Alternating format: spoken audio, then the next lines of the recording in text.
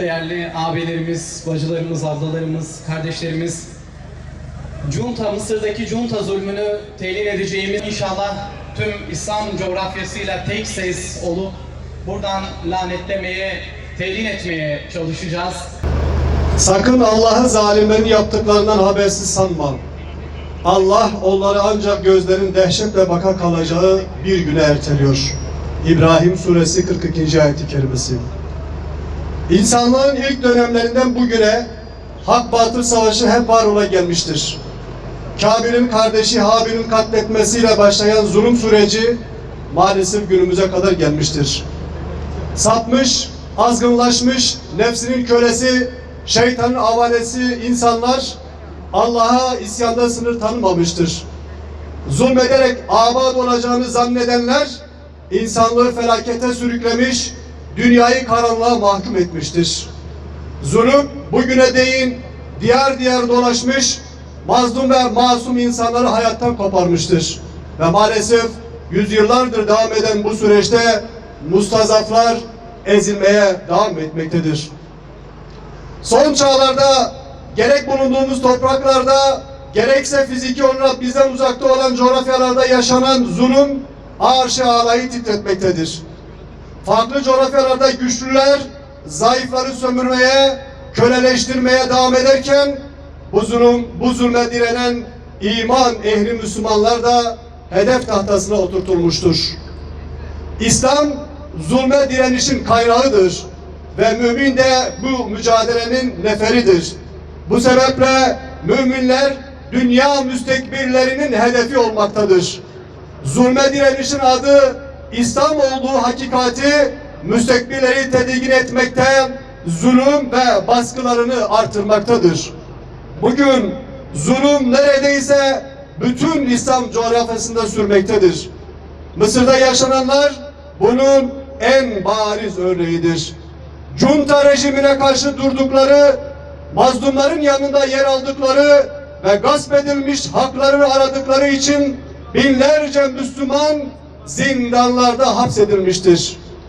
Mısır zindanlarında en kötü koşullarda hayata tutunmaya çalışan Müslüman kardeşlerimiz işkencelerden geçirilmekte, idam kararlarıyla dar ağaçlarına çıkarılmaktadır.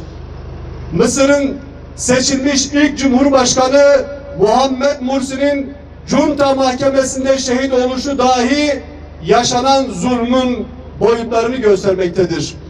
Gençliğinin baharındaki fidanlar gibi piri faniler dahi idam sehpalarına çıkarılmaktadır. Maalesef Mısır'dan yeni idam kararları gelmeye devam etmektedir. İhvan-ı Müslümin yöneticilerinden Muhammed el-Biltaci ve yine Müslüman kardeşler liderlerinden Saffet Hicazi'nin de aralarında olduğu 12 kişi hakkında daha önce verilen idam kararı 14 Haziran'da onandı. Haksız ve hukuksuz olan bu kararın uygulanmasının önüne geçmek için tüm Müslümanlara büyük bir sorumluluk düşmektedir. Hucurat suresinde vurgulandığı gibi müminler ancak kardeştir düsturunca Mısırlı kardeşlerimizi sahiplenmek, karşı karşıya oldukları zulmü sonlandırmak için bugün bizler de meydanlardayız. Sisi cuntasının masum insanları pervasızca idam etmesine göz yummak, sessiz ve tepkisiz kalmak büyük bir vebaldir. Başta İslam ülkelerinin idarecileri olmak üzere dünya kamuoyunun Mısır'daki idamlara karşı dur deme vakti geçmiştir bile. Sisi cuntasının sınırları fazlasıyla aşan zulmüne karşı var olan sessizlik kabul edilir değildir. Batılı emperyalist devletlerin bu idamları desteklediği için onlardan bir beklentimiz zaten yoktur. Ancak İslam ülkelerini idare eden yöneticilerin sessizliği hiçbir şey olmuyormuş gibi davranmasının izah edilecek bir tarafı yoktur. Bu bağlamda Arap Konseyi'nin idamların durdurulması için yaptığı çağrıyı olumlu bir gelişme olarak görmekteyiz. Aynı tepkiyi İslam İşbirliği Teşkilatı ve Arap Birliği gibi kuruluşlar da vermeli Mısır rejimi üzerinde baskı artırılmalıdır. Son aylarda gündeme gelen Türkiye-Mısır arasındaki normalleşme süreci bir kez daha değerlendirilmelidir. Türkiye, mazlumların diplomatik ilişkilere kurban edilmesine müsaade etmemelidir. Bu nedenle sessizliğini bozmalıdır. Mısır'daki darbe sürecinde takdir edilecek tavrı alan Türkiye'nin hakkında idam kararı verilen 12 masumun konjüktüre kurban gitmesine izin vermesi unutulmayacaktır. Bu nedenle idam kararlarının geri alınması için gereken tüm baskı oluşturulmalıdır. Mısır'daki idam kararları uluslararası toplumu harekete geçirmelidir. İnsan hakları kuruluşları zulme sessiz kalmamalı, faaliyet gösterdikleri ülkelerin yöneticilerine baskı kurmalıdır.